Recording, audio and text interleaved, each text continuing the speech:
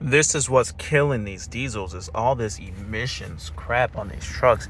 As you can see, I've got 25% left in my def and 100% on the exhaust filter. Every time I get in this truck, it's beeping at me, fill your def, you're gonna run out, and it's just burning it up now. I'm at 290 miles till E on the def, and not super thrilled about that. Let's go ahead and fill it up and see what it costs me. So here is the deal. I've got the def already ready to go. Begin fueling. Let's see how much she takes. Now, I've had to come to these truck stop places. We're at the big, you can see the cat scale over there.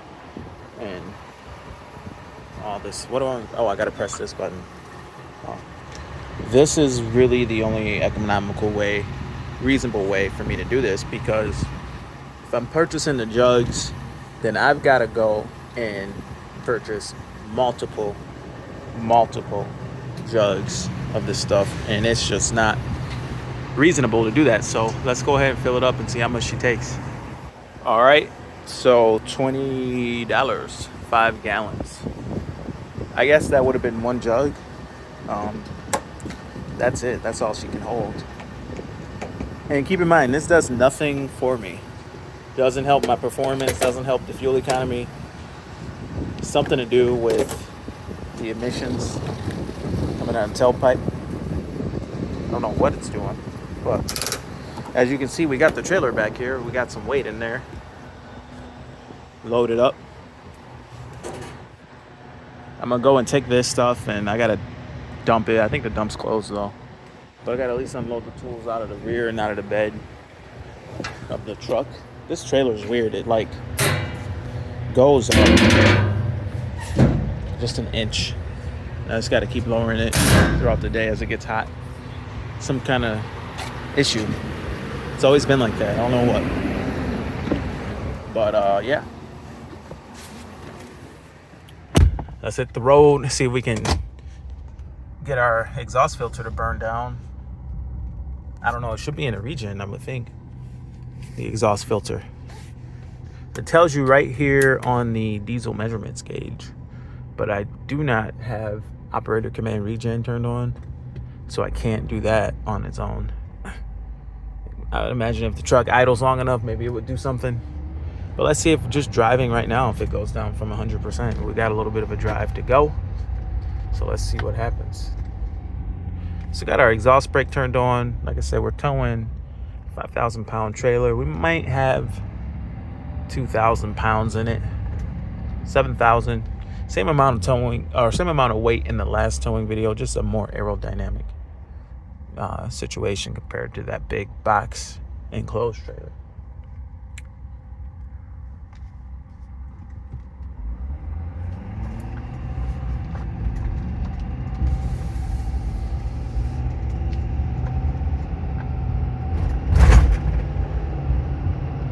All right. Yeah, so I guess this truck's been kind of screaming at me about air filters. It needs an air filter apparently. Exhaust. There's a lot of maintenance involved. Now the oil itself has been pretty decent, aside from in the wintertime. If you do a lot of idling on these new trucks, they have a very fast turnaround on the oil life monitor. Like to the point where it's probably something wrong. Like they have to do a reprogram or something, because if you plow snow for one night with it, 1 or 2 nights, the oil light goes off. Like, change my oil, which maybe there's a reason for that. I'm not sure. But for me, it's not going to be realistic to change the oil every single night or every other night that we plow snow. So maybe I need to do some oil analysis. Maybe they figured out that the idling or whatever that's involved over a night of plowing snow would necessitate an oil change. But if I'm just driving a truck, towing, just, not even over the highway, just driving relatively local, the oil life monitor will extend things way long. Right now we're at 46%, and I don't remember how many miles, honestly. We got 28,000 miles. We'll be at 30K soon. So she's getting some miles. I mean, to some, that's not very much, but yeah, still exhaust filter, 100%. But what do you think? The emissions, I will say you don't smell the truck.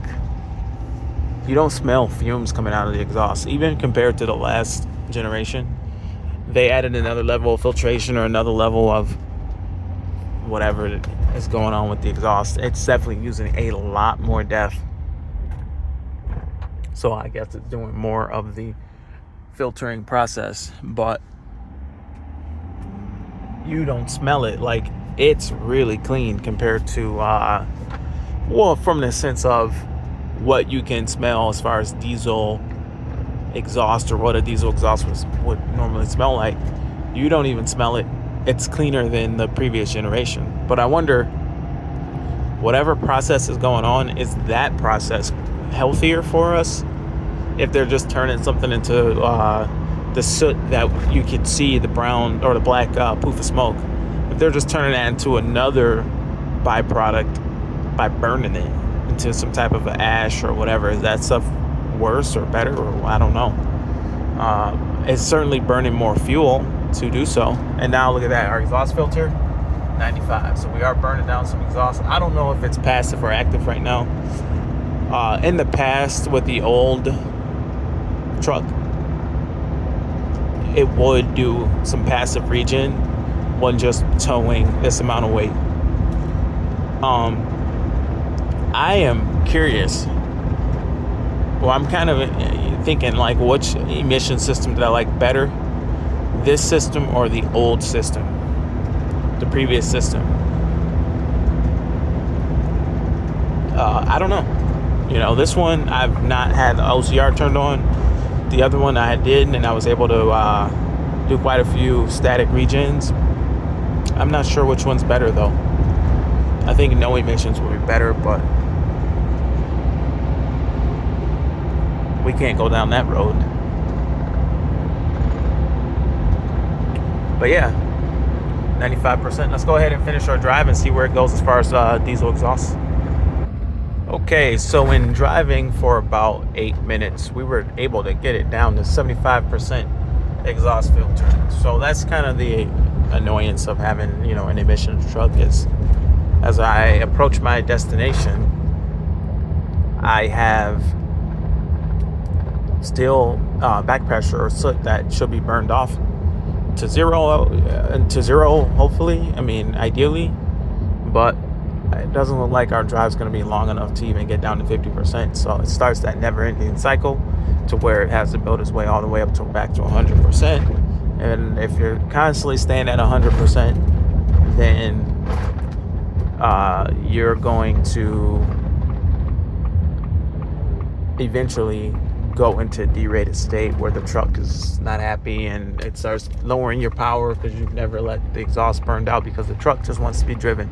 So in turn, I could turn around and drive the truck to nowhere further in order to burn it off. But we're just getting to that point. And just in that little bit, we down to 65. So we burnt that exhaust up down to 65. So I could start to plan my day around this truck and just drive somewhere else. Maybe there's somewhere I can go to. I do need an air filter. So maybe do I go and grab my air filter? What do I do? So I can start to plan my day around the truck and work it like that. I don't know. The screen is turned off. Why did the screen turn off on the dash cam? Okay, swoop it around. What I could also do, maybe I could leave the truck running, see if it does it on its own. I don't know exactly what these emissions are doing on this truck, but I do remember how they operated last time. It made a lot of sense. This, I don't know what's happening behind closed doors. So we're backing up here, and we're going to go ahead and unload. If I had a high idle, one of the things I don't have is high idle. If I had a high idle, I'd maybe kick it on and let it burn the exhaust down a little further in the high idle. But I don't have that, so let's go ahead and wrap this video up. We got it down to 60, and we're in that sweet spot towards burning down the exhaust real good. But yeah, comment below and let me know what you guys think about this emissions on these trucks. Anyway, my name is Sean. This is DS Trucks. See you in the next one. Over and out.